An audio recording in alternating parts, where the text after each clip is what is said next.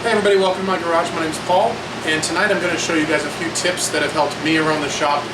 Just little things here and there that take maybe just a couple of minutes to set up, but end up saving you a lot of time in the long run. So here's the first one. Here's a little tip for tape. So we all hate when we have to go digging and try to find the end of our piece of tape or a tape roll.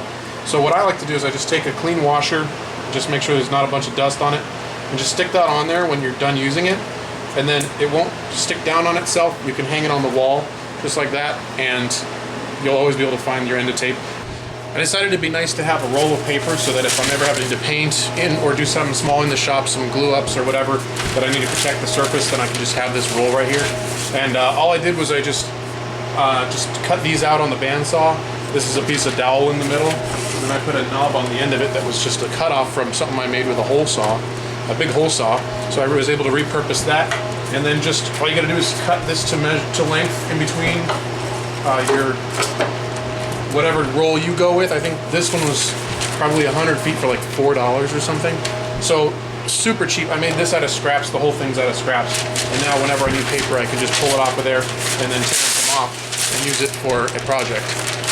Let's talk about pencils real quick. I like to use mechanical pencils because for most things the tip is fine enough and I never have to sharpen them. I don't have to keep a pencil sharpener and deal with pencil shavings. Got an eraser right there. So I used to live with only this one black mechanical pencil, and I can't tell you how many times I lost it. It was really irritating.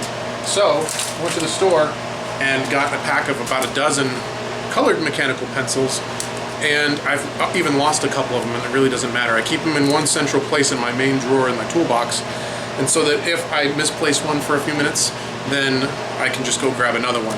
Now it's summertime right now, so pretty soon there's going to be big sales on back to school, so definitely jump in. I think I got a dozen of them for like $3 or $4. So great little tip that I had.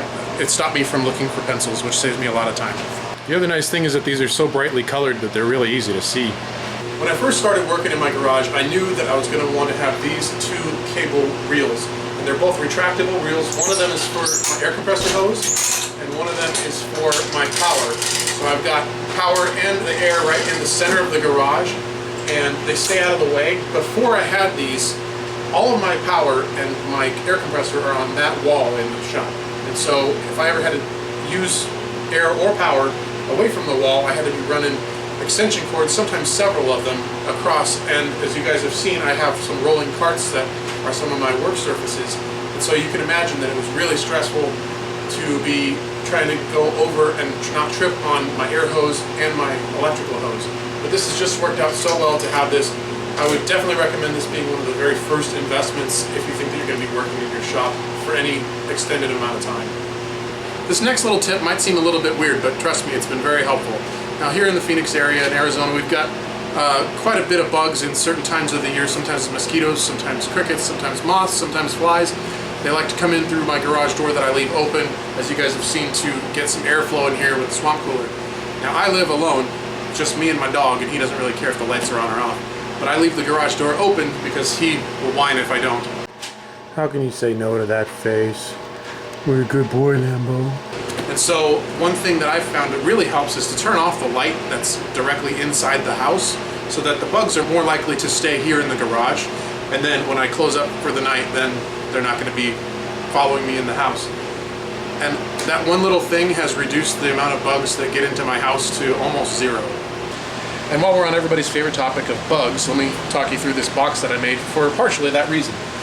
This is just a simple box that I made with plexiglass doors, with just simple hinges, and then I put some magnets in there to make sure that the doors stay closed. I whipped this up in about an hour out of scraps, so anybody, if you can make a box, you can make this. It's really simple. But it's been really nice because I can keep my drinks in there and anything else that I want to keep bugs and especially sawdust out of. I bought these inexpensive silicone brushes on the internet, and they came in a big pack, and just to spread glue and such, but they really don't hold together. The first time I tried to use one, it just fell right off. So I'm just going to throw some epoxy in there, quick fix. Also I have this magnet that I got from Berlin when I got to go see the wall, and the first time it fell off the fridge, the magnet broke off the back, and this piece that's supposedly a piece of the wall fell off. So epoxy will work for those things too. So I'm just going to whip this up real quick. This epoxy is like a super quick set. It only takes about a minute for it to start to set up. So I got to work really quickly here. Mix it really thoroughly.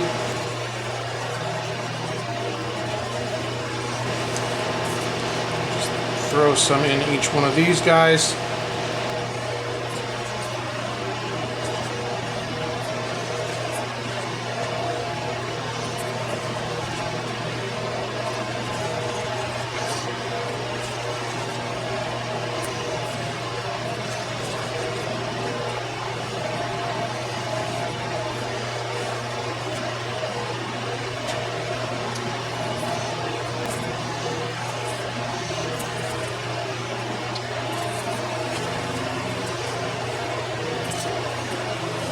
Okay. I like to mix up my epoxy on a paper plate because most of the time if I'm doing a lot, then I'm going to have to do several different pours, and then I just use up one paper plate. I don't put it on here because I don't want it to seep through and glue this paper to my silicone backer, but paper plate seems to work really well. It's been about 10 minutes on these brushes for the epoxy to dry, and they're not going anywhere. I mean, I could probably rip that apart if I really wanted to, but all it has to do is stay on there when I'm painting glue onto stuff. And before, they were just flopping off. But now, that's more than fine. Took me about 30 seconds, and I'm good to go. You never went to Germany. Yeah, I did. Look. A few months ago, I was doing a project where I needed some bolts and some nuts and some washers, and I needed about a dozen of each. So I went down to the hardware store, and I grabbed what I needed, and then I realized that it costs about the same to get like 50 of them as it costs to get maybe like 15 of them or something like that. And that's usually the case in most situations. So I recommend, if you can, then always buy these things in bulk, because now I can use these things. They cost me about 45 bucks for the nuts, bolts, and washers that all match. And like you guys saw in the drill press video, if these are too long, I can always cut them down and make them whatever size I want. So I buy them a little bit longer than I think I'm going to need. I think these are about 4-inch, and that's covered me for about 3 projects. It cost me about $45, and I've still got a bunch left. So I definitely recommend buying your hardware in bulk. And once I had all that hardware, I wanted a way to organize it so that I can always see it and kind of tell what I've got. So this was a great little pickup, great little find. I think it was on sale for about 6 or 7 bucks at Harbor Freight. And it's just great for keeping all that hardware that I bought together. And the real trick is that after the first time I bought these, I saved the label so that the next time I go to the hardware store, once I'm running low, I just take this with me, or I take a picture of it and take that with me, and I can go buy the exact same thing, and I never have to wonder what it was that I bought last time, and I just can keep restocking this, and once it gets a little bit low, then I just restock it. It's been really, really, really helpful. That about does it for this hacks, tips, and tricks video. I hope these things were helpful for you. If you have any ideas that I didn't mention, put them in the comments below, and maybe they'll make their way into the next hacks video and help everyone else. Thanks for watching. My name's Paul. Have a good day. Bonus hack. Don't keep a motorbike in the middle of your garage.